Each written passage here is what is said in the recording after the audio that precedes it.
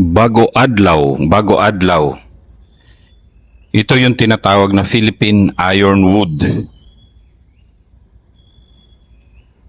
Wala ito masyadong kilala na medicinal properties at hindi rin ito nakakain.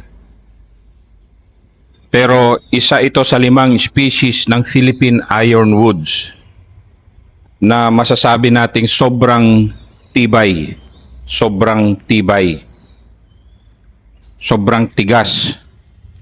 Sinasabing nagiging mas matigas pa ito kapag nalantad sa malakas na pag-ulan.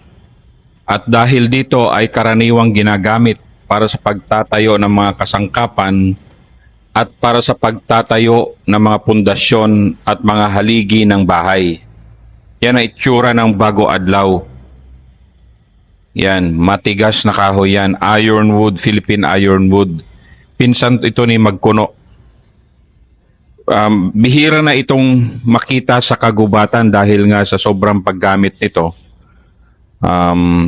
Critically endangered na ang bago adlaw at endemic ito sa Pilipinas.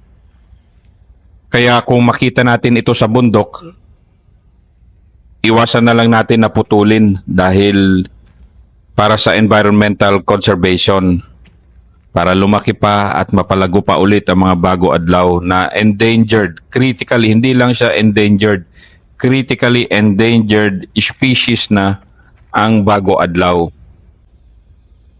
Yan po, mataas na kahoy ang bago adlaw. Matigas na patigas, pang pundasyon.